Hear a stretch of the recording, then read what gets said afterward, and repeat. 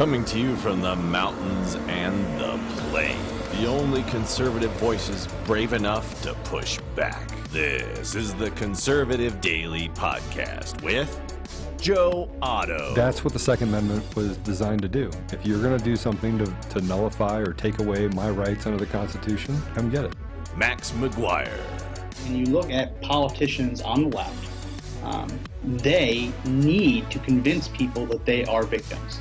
A resistance to the resistance. And now your hosts, Joe Otto and Max McGuire. Hey, and welcome back to another edition of the Conservative Daily Podcast. My name is Max McGuire. And this is Joe Otto. And today, even though the Facebook settings again suggest we're talking about Obama, today we are not. We're talking about the fact that after defunding the police, Democrats are now blaming conservatives and their resistance to gun control legislation for the fact that violent crime is skyrocketing in inner cities. And Mr. Producer, if you could please turn down that echo. I'm having a hard time. Thank you.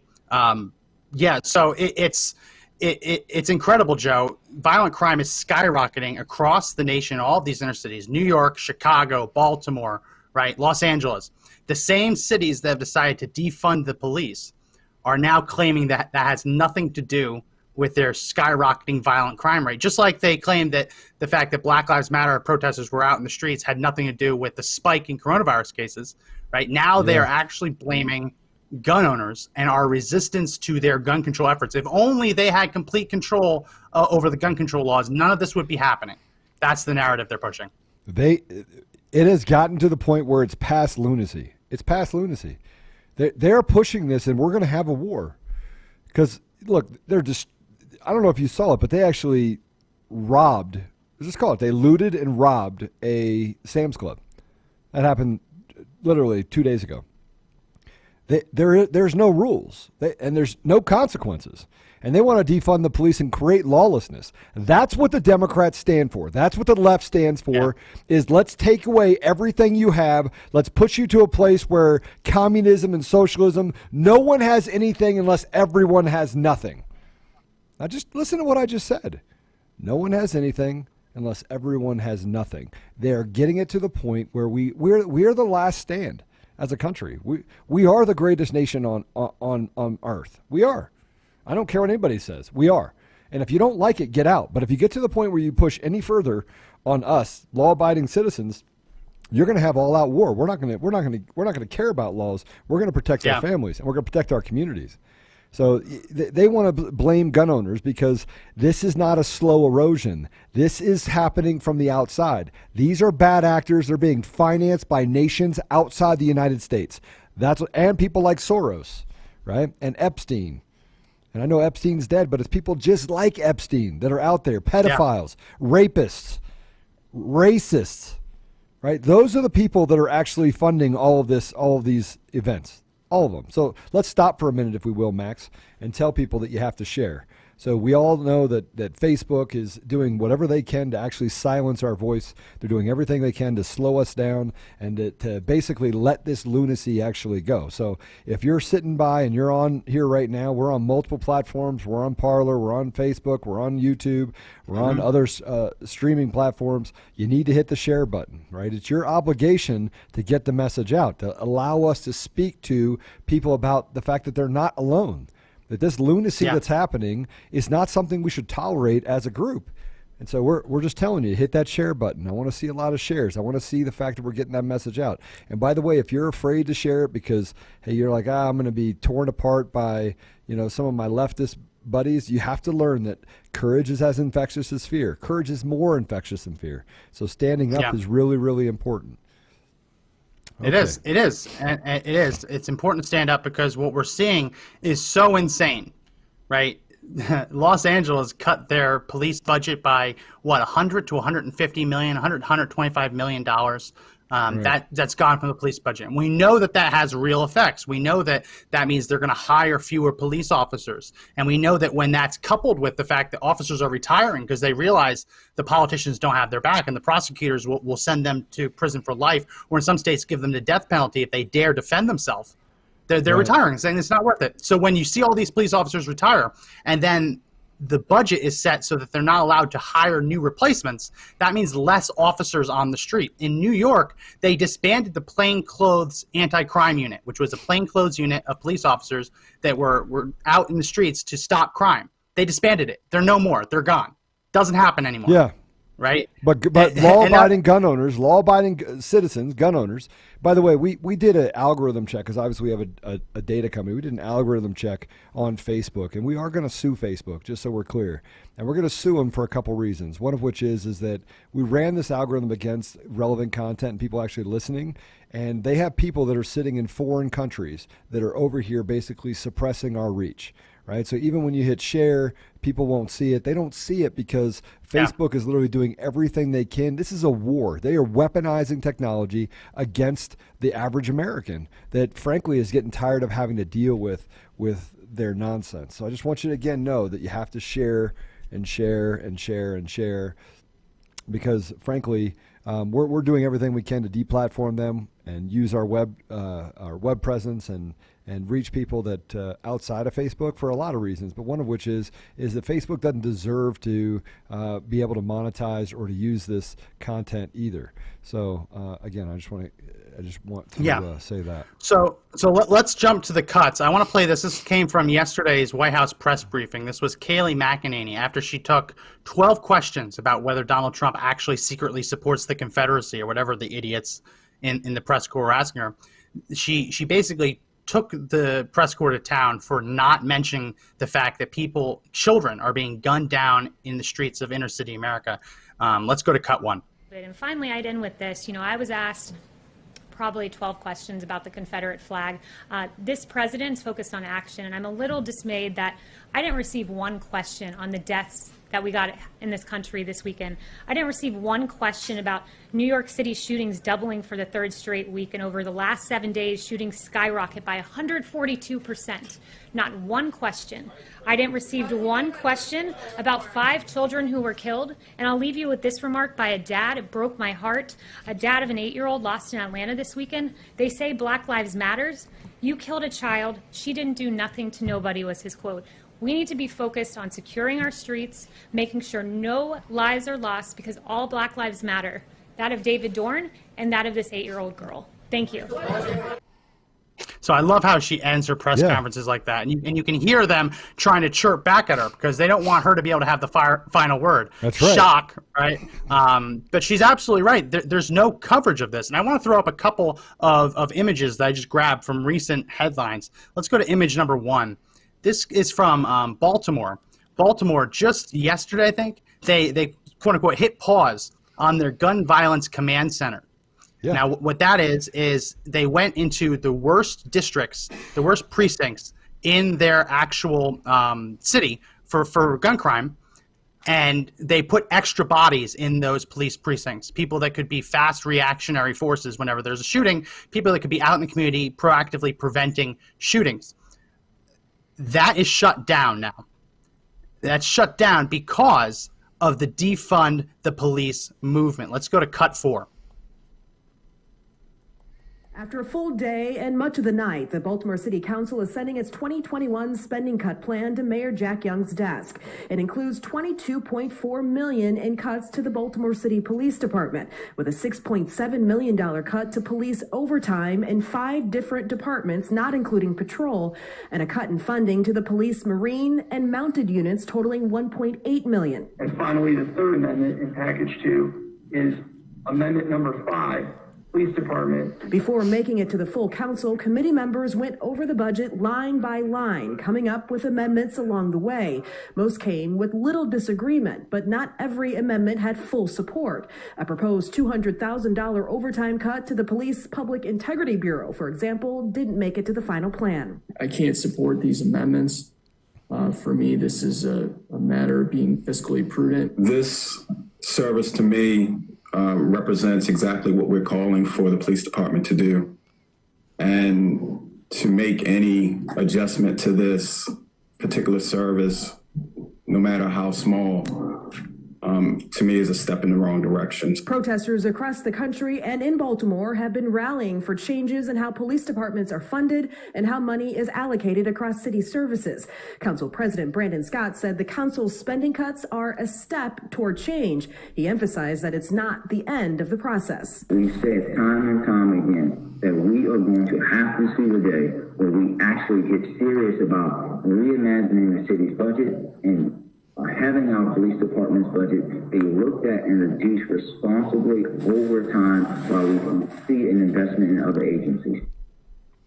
Yeah. So it's stunning because these people are stunning stupid. They're ignorant.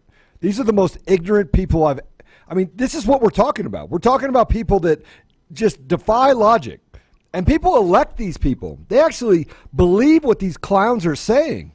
Let's defund the police. Oh, by the way, we're in one of the murder capitals of our country. Let's defund the police. Let's make it worse. They don't concentrate on education. They don't concentrate on family units, right? They want to just completely demolish what it means for a family to have a unit, to have a father present in that unit. They don't care. They don't care about black people. There are black people that don't care about black people. I mean, this is the craziest thing I've ever seen. This is crazy. Well, let's go back to a couple of years ago when Baltimore announced that they were going to be putting more resources into police departments to cut shootings. And actually, it worked. In those areas, shootings went down. Less people were being murdered when there were more police officers out in the street enforcing the law. Shocker. I want to play this clip just so we can see how proud they were a couple of years ago when they announced this funding, and now just a couple of years later, they're actually proud of defunding it. Let's play cut 3. It's a new weapon in the war on violent crime. Baltimore police and prosecutors now teaming up with a new task force. They're targeting repeat offenders responsible for the gun violence in the city. City State's Attorney Marilyn Mosby says the police department has identified 602 trigger pullers, as they call them, some of the most violent in the city. The new unit will be dedicated to identifying, targeting, and convicting repeat violent offenders, but they need your help still. The police. So that's them bragging that we just threw extra funding into police departments to go after the repeat offenders, the people that we know are the ones killing people. Right. And now they're celebrating defunding and canceling that by canceling overtime, because that was largely funded with overtime. I just don't get it. When you defund the police and people get shot and killed as a result, they're acting like shocked Pikachu. You know that meme, Joe? Josh, throw it up. The shocked Pikachu face. It is like, what, you're saying that I caused this? It's a meme online. That's what I see. When I see leftists defund the police and then act shocked that murders are skyrocketing, I see that shocked Pikachu meme. Yeah. Because it's exactly what's happening here. I think that we as a population have to start calling what it is, calling out what is actually happening. They want to defund the police to make our neighborhoods less safe. They want to make it so that 8-year-olds die in the street. They want to allow pedophiles to continually fund and put leadership in Democrat-controlled environments. They want to let rapists run free on the street, and they are a bunch of closet and or open racist. That's what they are. I want to call them what they are, right? And I want to tell you that if you're complicit and you're a Democrat and you live in that environment and you support what they're doing, then you are complicit in the behavior of pedophilia, killing 8-year-olds, raping we're people. We're not going into the pedophilia today. We're not going to it. We're not, because we're going to get taken down off of Facebook. We're going to get taken down off of Facebook. Yes, because Facebook classifies that as conspiracy theories. It doesn't matter whether it's true or not. They classify as conspiracy theories. So we're not going to talk about this because we're not going to get taken down off of all the platforms. We're just not. So we're talking about police being defunded today. Josh, can you throw up? No, we're not. Josh, can you put up image number 2? New York's murder rate, as Kayleigh McEnany suggested, is skyrocketing. Over the weekend, we had 64 people shot, 10 dead. You have to go all the way back to the early 90s and 80s to find a murder rate that high.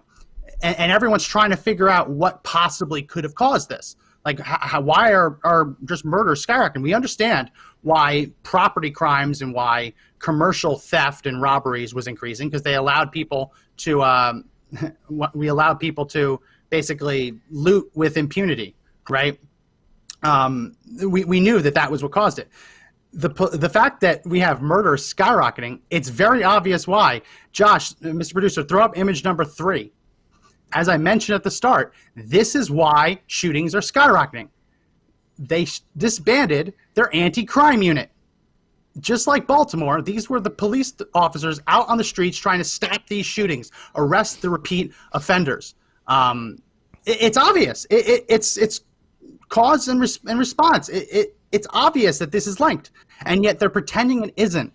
Just like, as I said, they're pretending that the BLM protests aren't what caused the spike in coronavirus cases. It defies logic. You have to suspend all critical thinking to believe this, and yet the media is eating it all up. The left is eating it all up. The Democrats are eating it all up.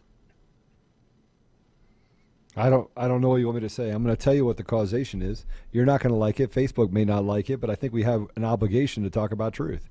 And the reality of it is we have outside actors that are actually interfering with our country.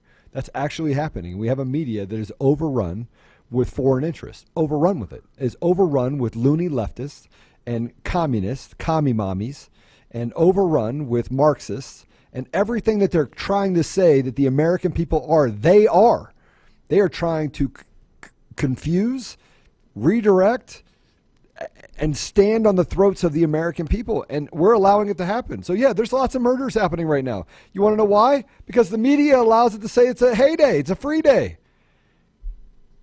Yeah. They don't talk about the person being arrested for killing the 8-year-old. They don't talk about that. They don't talk about people being held responsible for their bad behavior. They don't talk about that. All they talk about is death and destruction with no accountability, and that's what they stand for. No accountability. That's what the left stands for. That's what Democrats stand for. That's not a conspiracy, Max. That is truth. That is absolute truth. And we allow it to happen because we're afraid of what?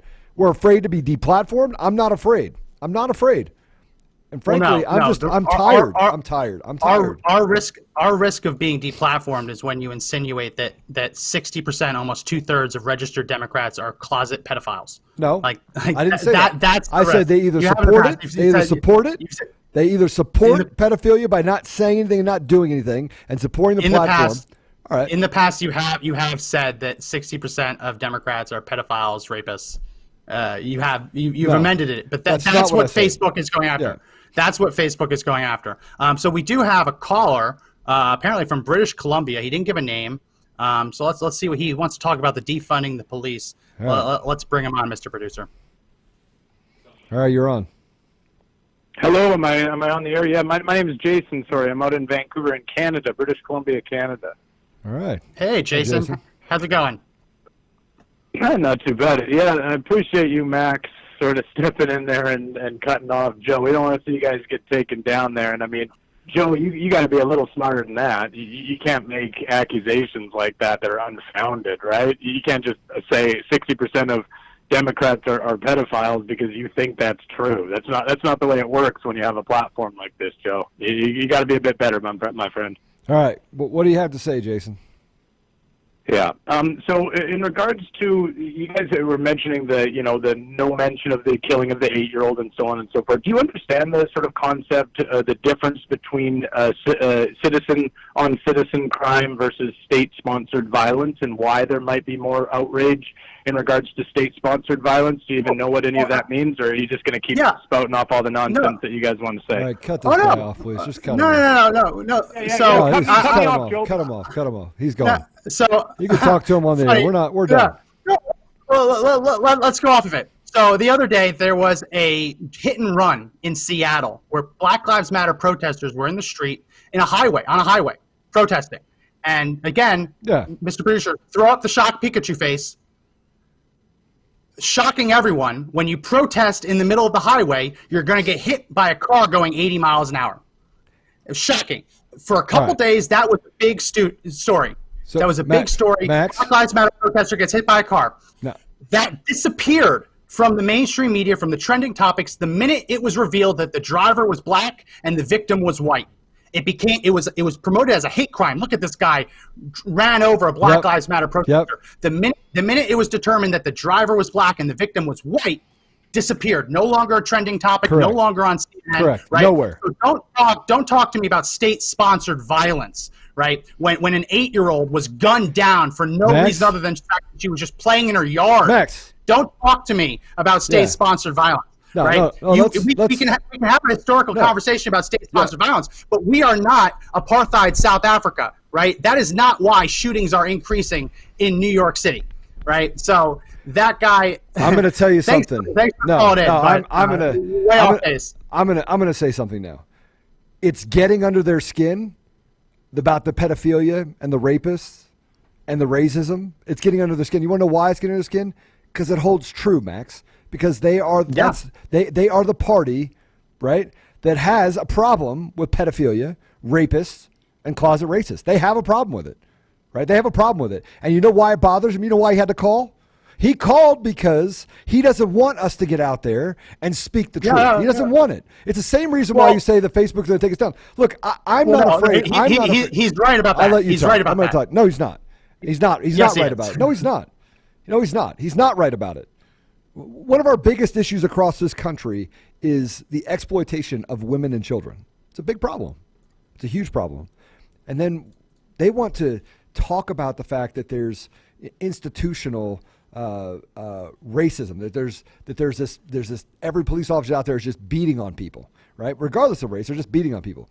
There are bad people everywhere, and the amount of police interactions that happen on a regular basis, just to talk about the state-sponsored brutality, right? The amount of interactions that happen between police officers and the citizens within their community is, I mean, I haven't looked it up, but it's ginormous. There's a large number of interactions that happen between the police and the people, and there's a fraction of those that result in bad behavior by police officers. Even bad police officers have to be good at some point, right? But the interactions that happen, these bad police officers, could we do a better job of holding them accountable? Yeah, but the more I get into the details, the more I actually get into what police officers have to deal with on a day-to-day basis, I go, man, where's this institutional problem with the police being brutal to their citizens? And it's just not there. Yeah. But where there is a problem is the brutality of people in the community that get away with murdering and raping and causing chaos in their community. There's a problem with that. And frankly, now that we're defunding the police, where are those people going to be held accountable? Now they're saying it's gun owners, so they want to take away our ability to defend ourselves in our community, which they've already done in these cities.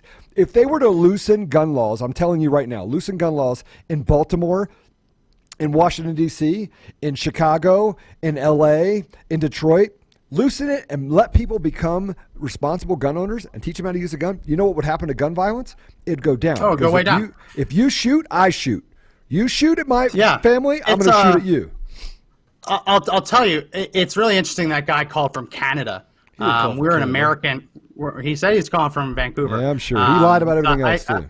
We probably can check the phone number, but he said he's calling from Canada. I think it's interesting because it's an interesting way to kind of dissect where that rabid far left, where their head's at.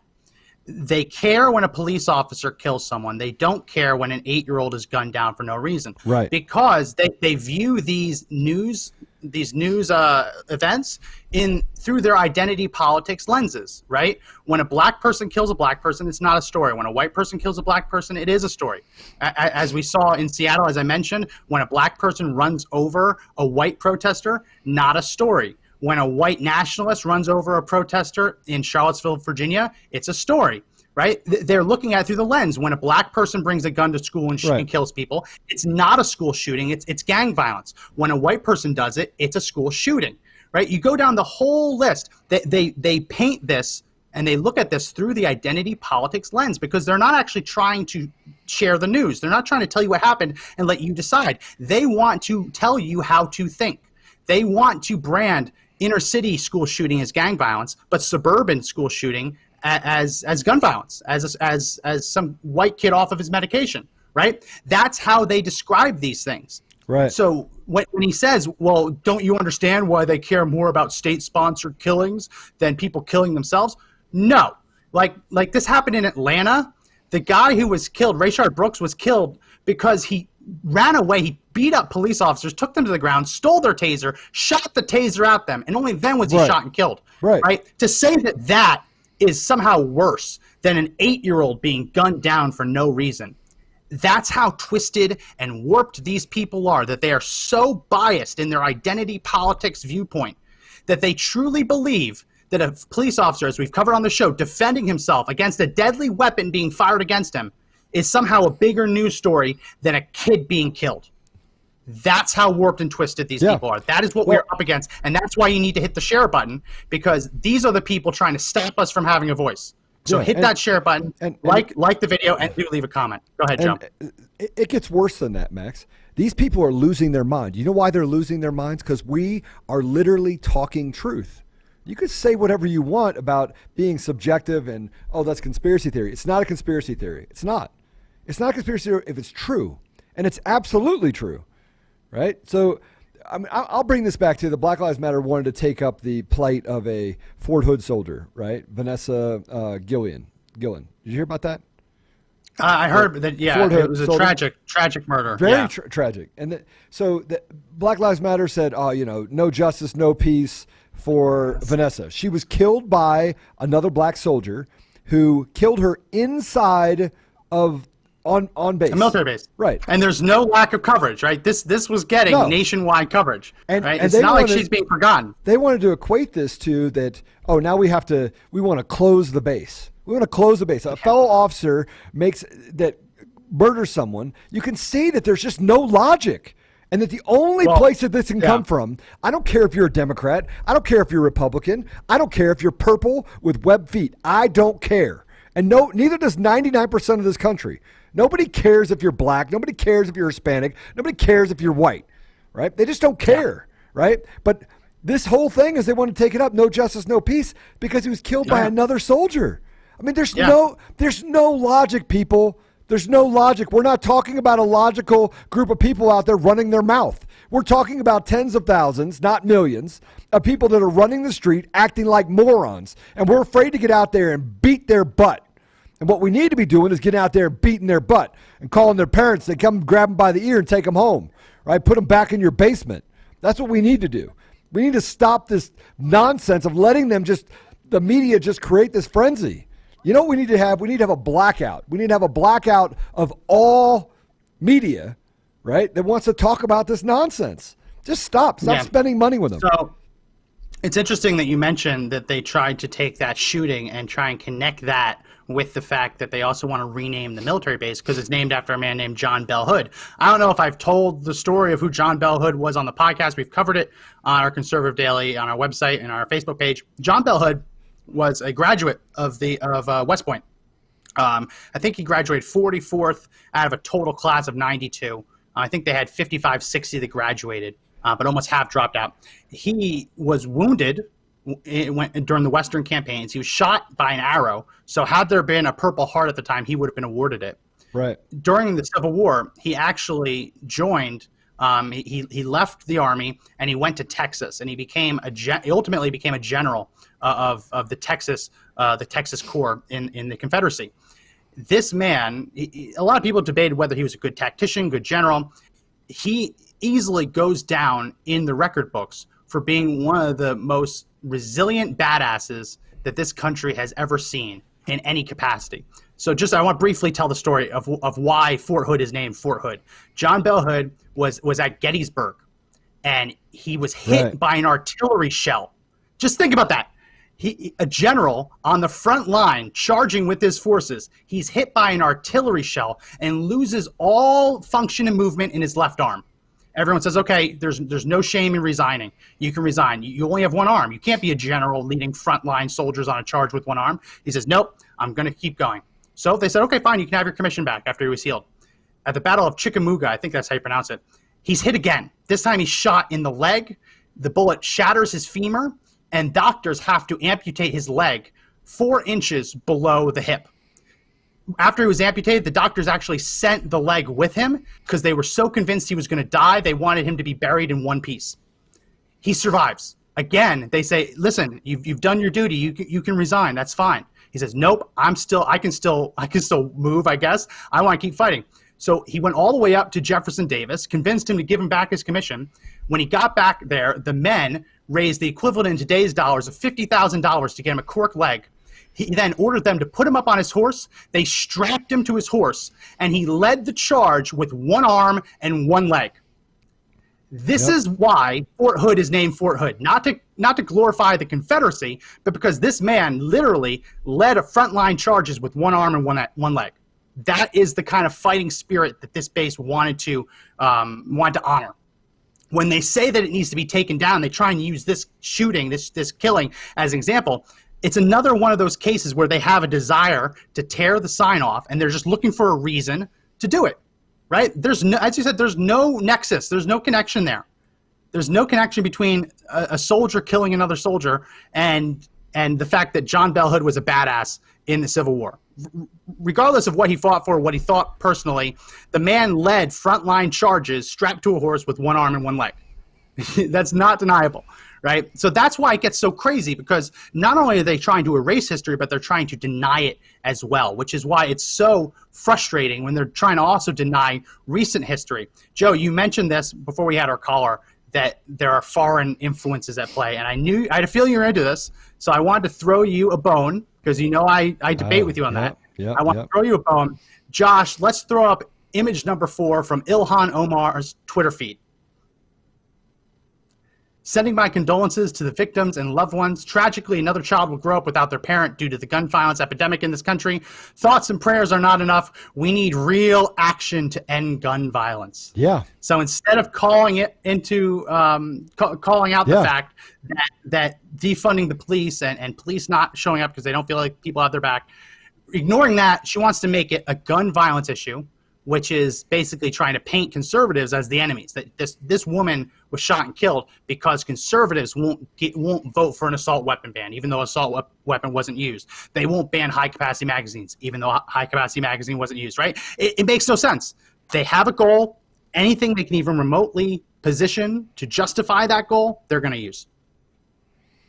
I cannot imagine a more fragile time where the American spirit needs to speak out and speak up. I wanted to do this for you, Max. I'm going to say this on the air because I know Facebook is listening, and I know you guys are sharing, right? So there's 4 shares. So Facebook right now, and I want to use as an example of how they've weaponized technology. So what we did is we actually went out and I found 60 people, actually 64 people, and I asked all 64 of those people to listen to this podcast on Facebook. And we built an app off platform so that when they got on, I could see that they were actually on Facebook looking at our video.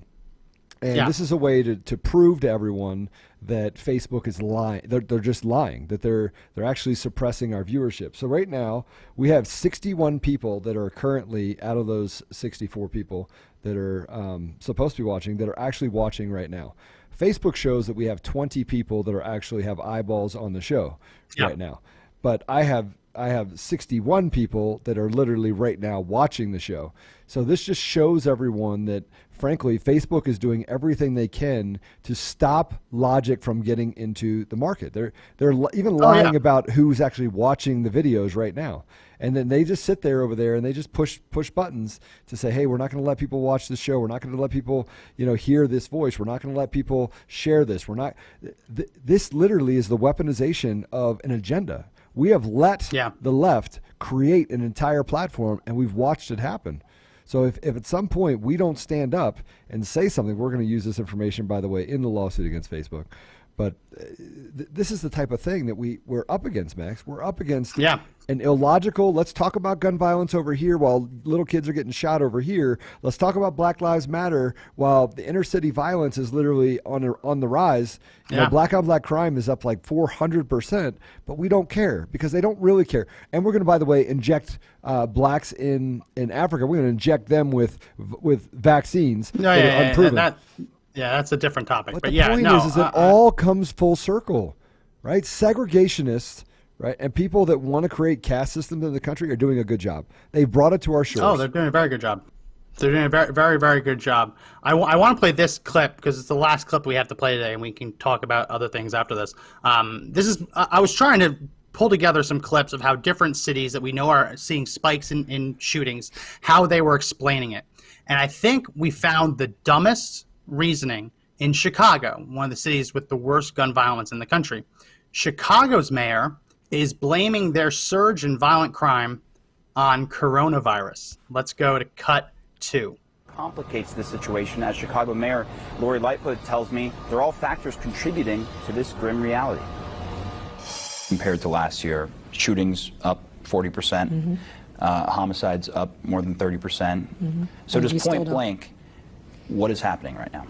All of these forces are coming together at the same time and making it very difficult. The ecosystem of public safety that isn't just law enforcement, but is local, community-based, and they too have really been hit hard by COVID and are now just kind of coming back online and getting their footing.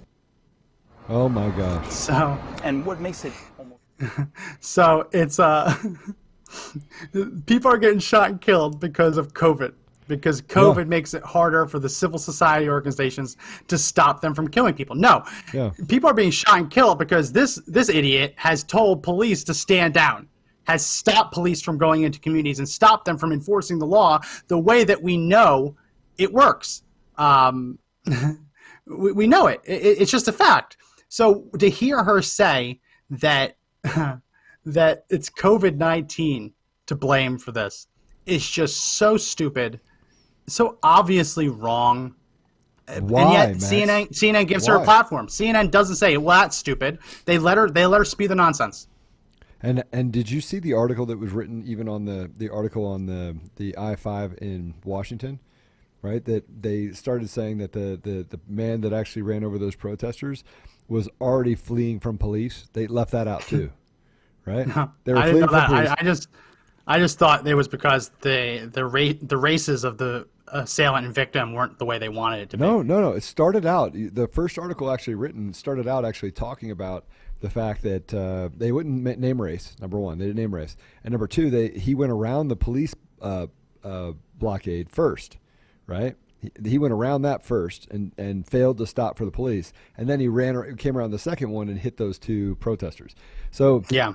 They just lie about everything. The media lies about everything. They lie about everything. They don't tell the truth about anything. And frankly, I think we should start, and I keep talking about lawsuits, we should start class action lawsuits against the CNNs of the world, the MSNBCs. Every time they lie, we sue them, right? The American people deserve to have truth, right? And you don't want to tell the truth? All right, that's fine. We'll just sue you for it. And we'll just keep naming people. Every time I lie about something else, we'll just keep naming people, keep adding it to the list. And then say that this has real harm on the American people. Look, Max, we've got to get to the point where we beat them at their own game, right? Yeah. We got to go low. They go low, we go low. They go low, we go lower, right? This whole thing where they're in the dark web and doing doxing on everyday average Americans, and then we don't do it to them, right? Because we said, we got to take the high road. No, we don't. We don't have to show grace. We have to show nothing. We're in a war. This is a war right now, and if we're gonna act like we're not in war, then that's fine, but just give up your republic now, right? Just hand them the Constitution, say, hey, shred this for me, right? And bring this foreign interest. Yeah, let's just be like Afghanistan, where women are fully suppressed and abused, and children don't matter, and we have a caste system. Let's just go straight to there, right? Let's not pretend anymore. Let's just go and just ignore all the things that we should be doing as a country, because frankly, if you're not willing to stand up now, I don't know when you will be willing to stand up. I just don't know when. When? Yeah, I don't know. It's really incredible how just it's the lies that are being spread, that people just eating it up. I mean, we talked about how like it's you spread coronavirus if you go to the beach, but you don't spread coronavirus if you're shoulder to shoulder marching down the street supporting black trans lives or whatever the cause of the day is. Right, you're spreading COVID-19 if you watch fireworks, but you're not spreading COVID-19 if you're looting businesses. It defies logic. And liberals used to actually claim to be the smart ones in the debate. They used to claim that they were the educated ones. They were the ones who were learned, and they had the ability to go at something logically. And that's how liberal defenses of policy positions used to go. It used to be logical. Over the last couple of decades, it's become just emotional. Forget about the facts. It's all about feelings. It's all about not the truth. It's about my truth. Even if my truth is a lie, it's my truth, and that's all that matters. Like when you disband the police departments that are literally designed to stop shootings don't act surprised when there's a shooting, or when shootings skyrocket, and when shootings in New York double every week for 3 weeks. Right. That's happening in New York. It is getting crazy. And again, we talked about what Ilhan Omar says. It's a gun violence problem. No, it's people in leadership lack the backbone and are deliberately telling police to stand down, stopping police from enforcing the law. And the funny thing is, like, even if they got their way and you got new gun control, who's going to enforce the gun control? They just cut all the police's budget, $1 billion from police in New York. Who's going to enforce gun control laws? No one. But, it's a lie. The whole thing's a lie. But why are we not? Why are we sitting here talking about it on the show? Why does everyone talk about it on the shows? Why do you see more and more blacks coming out and saying, look, they're crazy? The BLM doesn't stand for black people. They actually say right in their deal that they want to basically take away the family structure. They want to destroy it. Yeah. Right? They say it on their site, and people still support it. And you have white people that line up and say, oh, we want to end Black Lives Matter. That's because Black lives do matter. They do matter. 100%. They absolutely matter. But you know what? The movement is a hijacked, absolute. It doesn't even make sense what they talk when Black Lives Matter, the movement says anything. It doesn't make sense because all it is has been hijacked by this agenda that, by the way, again, is outside our country. These are people from outside our country that have come into our country and said, I want to destroy everything that means anything to American values. Yeah. They're doing it on purpose, and we're letting it happen. Then we're letting the Soroses of the world, and the Weinsteins of the world, and the Epsteins of the world, and the Maxwells of the world, and the Clintons of the world come in and literally just erode it from the inside because there's financial benefit for them, and they're on their way out anyway. We're just Max, I can't understand why we're not standing up harder. Yeah. And why, by the way, if you're wealthy, right, you're not doing everything you can, putting every dollar you can into preserving the way of life for us as a country. I don't know why. Yeah. We do. I don't know why. So I want to respond to someone who's spamming our comment section on Facebook. Her name's Helen. I'm not going to use her last name, but she keeps posting things about qualified immunity, ending qualified immunity, forcing police officers to carry professional liability insurance. We've talked about this before on the program. She's also saying, and take cannabis off of Schedule 1. I can probably agree with you on that. And ending civil asset forfeiture. We've talked about this in the past, and I want to briefly touch on it again. So qualified immunity is the idea that if you're doing your job and you're being honest and faithful to your job, if you do something wrong, you can't be sued personally. What people like Helen in the comment section and other Democrats want to do is they want to force police officers to carry the same kind of liability insurance that surgeons do or doctors do with malpractice insurance, that if they mess up on the job, doesn't matter if they did their best, they're personally liable. So that is designed to bankrupt police officers. Right. That is designed so that when a police officer hurts someone or kills someone, makes a mistake, not a racist who does it on purpose, they already lose qualified immunity if they don't make a good faith effort to do their job. This is for people who accidentally hit someone with their car or they use a little bit too much force by accident. Instead of the police department and the city paying the legal fees, these people, the cops, would lose their home, unless they're somehow able on a $50,000 a year salary to pay for surgeon-level malpractice insurance. It's just not realistic.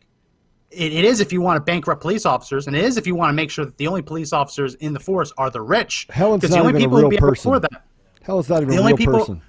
The only people who will be able to afford that are the rich. So liberals love to talk about how we need a diverse police force. No poor people will be able to become a cop, because if they make one mistake, they're completely bankrupt. The only people who'd be able to become cops are people with trust funds and who already made their money and they're wealthy, right? So that's the worst thing you could possibly do for inner city police forces. You want a police force that represents the neighborhood and the city that it's serving, right? You don't want to be bringing in rich people to enforce the law in inner city neighborhoods. That would be a recipe for disaster. But that is what people are claiming when they say end qualified immunity, require police to have liability insurance. They haven't thought it through. Because the ultimate conclusion of that is that police will quit. You'll only get the rich police, and everything will be much worse. So that's one of those things that sound good when you think about it, but when you actually bring it out to its logical conclusion, it would only make things worse. And when she says end qualified immunity, I agree with that. And civil asset forfeiture, I agree with that. If someone isn't actually charged or convicted with a crime, the police shouldn't just be allowed to steal their money. The problem is that a lot of police departments are able to function because of civil asset forfeiture. If you get rid of that and you also decrease their line items in the budget, police departments will just completely shutter. But Max, you put that together, they won't be able to operate at all. So I want to address Helen real quick. So Helen, you say you're not a Democrat. See, told you, Max. People are going to run away from the Democrat Party because it's the party of pedophiles, rapists, and racists. Now, Helen, I want to tell you something. So you need to know this. Number one, I'm not just some white dude, right? I'm not. I mean, I grew up in a very interracial family. Number two, my brother was killed by a police officer. My brother was murdered by a police officer. And I'm not saying he was murdered by a police officer 10 years ago or 20 years ago. My brother was murdered by a police officer less than 3 years ago. Matter of fact, the 3-year anniversary of my brother being killed is August 6th. So on August 6th in the early morning, I got a phone call from my mother, and she said, "Joe, your brother's dead." Now, I didn't find out. 2 hours later, I was on an airplane going back to Virginia on this day. I did not find out what happened because the police actually uncovered those things. I had to hire attorneys and lawyers and go through the rigmarole as they hid that information from me. So if you want to sit here and tell me I don't understand, or you want to tell me that me personally, that somehow I don't want the Black Lives to matter, or that I don't believe the Black Lives Matter, or anyone else here doesn't believe Black Lives Matter, this has nothing to do with it. Or the fact that, hey, you back the blue no matter what. I don't back anyone that would take away the life of another human being unjustly. And I don't care. I could care less if you're a police officer, a lawyer, a doctor, a garbage man. You should not have the ability to harm another human being unjustly. You shouldn't. And police officers should be held to a different standard. They should be.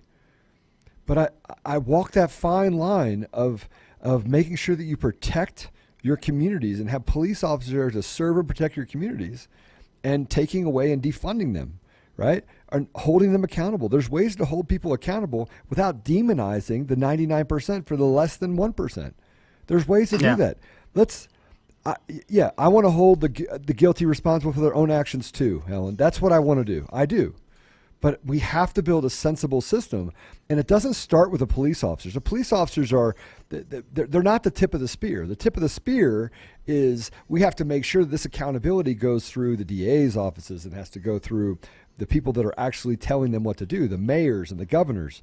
And you could say all you want that we want change. You don't want change if you're putting a Democrat in office. You don't, because Democrats have eroded and destroyed the rights of blacks and minorities for decades, while they say that it's all the conservatives' fault.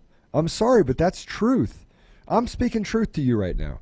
I'm trying to tell you that my family is adversely affected by racism. I'm trying to tell you that my family is adversely affected from a police officer killing my brother on a traffic stop. On a traffic stop. Well, so he did run from police. He did. So he made mistakes. So but he made. I don't want to nitpick it. But when you say he killed him at a traffic stop, it makes it sound like he stopped for police and then the police officer killed him. No, but it was over a little bit more complicated than that. So you could say it's my story, not your story, but you could say that it is more complicated than that. But they had his plate number. They could have let him go. They could have done a lot of things differently than what they did. But instead, at 90 miles an hour on a motorcycle, they knocked him into a wall. He hit a pole, broke his neck, and died. That's actually what happened, right? But the police officer did it because he was going to teach my brother a lesson, right? That ended his life. He's going to teach him that, hey, no one is above that police officer, right? So there is a ton to be done in holding people accountable, and there's a ton to be done in making sure that police forces and those organizations don't have the ability to murder people because they get to be judge, jury, and executioner, right? There's a lot to be done, Max, a lot. Yeah. And I'll go back to the George Floyd deal, right? Let's just call it what it is. If we can start having a conversation, right, about Black Lives Matter, have a conversation about what the result is, like how do you fix it? fix the system of how you hold that person accountable, right? But they don't want to do that. They want to put up a thing saying, oh, we want reparations and, 400 years of oppression. You know what? My brother made mistakes. My brother made huge mistakes. He made choices in his life. And I got to tell you, there's a lot of black people that I know in my circle, right? I'm playing golf with a black friend in a couple hours, right? And he will tell you, he goes, I don't feel oppressed. And then you would say, oh, you're an Uncle Tom, or, you're not really black, because Terrence actually came out and said, I'm not really, somebody sent him a thing. I don't know if you guys ever followed Terrence, but the guy is absolutely amazing. He's the funniest guy ever. And he said, somebody said, well, you need to act like you're black. Well, what is that supposed to mean? What does acting like you're black mean? If you're a segregationist, you're trying to define what blacks are. So they can't have what I have. They can't have success. They can't have a job. They're being held from having opportunity. What is it you're trying to say that blacks can't do? Right? What? Oh, I'm sorry. No, blacks can only play football. Is that it? And oh, by the way, if you get the lottery and you happen to be one of the 800 football players that get to play the sport, that's what you need to shoot for is your one in a lifetime hope. Not doctors or lawyers or serving your community or running for office. No. Because if you do any of that and then you disagree with those that break the law perpetually, somewhere along the line, you're not really black. See, Max, we've got to get away from this narrative. We've got to get away from the narrative that we allow them to push us into a corner and say that it's all police officers, right? No, it's a very, very small number. It's all black people are oppressed. No, it's a very small number, because the very small number on the police side are hurting a very small number of people in the black community. And then if we just take the other opportunities that are out there and the things that are taken away from the black community, it typically starts with people that are out there screaming the loudest that they're for equality, yet their companies don't represent that, right? So we've got to start thinking better as a group of people, as a society. Lay aside all of this black, yellow, green, purple, because 99%, you, me, Josh, 99% of people in our company, nobody cares about race. They don't care what color you are, right? They just don't care. And I think that's why the enragement is not there on the other side, right? Then nobody's saying anything because they're like, well, this doesn't even apply to me. But I'm going to tell you, if you're listening, it does apply to you. It does, because frankly, if you don't stand up, if you don't start speaking about this, we're going to get to the place where this narrative becomes truth. And then if you're white, you're the demon, right? You're the bad guy, because it doesn't matter what you do in your life and how you treat people. That doesn't matter to them, right? That's why I always say outside influences. This comes from the outside. We have people outside our country with no heritage, no understanding of our history. And by the way, the indoctrination that's happening at the education level, as you said yesterday, it's dramatic. Dramatic. Yeah, it is. It is. Well, I guess that's as good of a spot as ever to end today's episode. Any final thoughts before we wrap it up? You got to speak out over it. You got to speak out. Everywhere you see oppression and the fact that reparations and, oh, you're oppressing me, you got to speak out. White, black, doesn't matter. You're going to be uncomfortable and speak truth. Speak truth. Because if you can't speak truth and we don't start speaking truth, I can't help you, right? No one can. Yeah. No, that's absolutely right. Well, that's going to be it for this edition of the Conservative Daily Podcast. Remember that you can download the podcast on the Apple Podcast if you have an iPhone, or the Google Play Store if you have an Android. You can also find us on the Podbean app, as well as conservative-daily.com/podcast. Also, if you're on Parler, make sure you look for us there at Conservative Daily, all one word. Follow us, and we'll be happy to follow you back. So again, my name is Max McGuire. And this is Joe Otto. And remember that the fight to take back our country isn't over, but the only way we win is if we all stand together.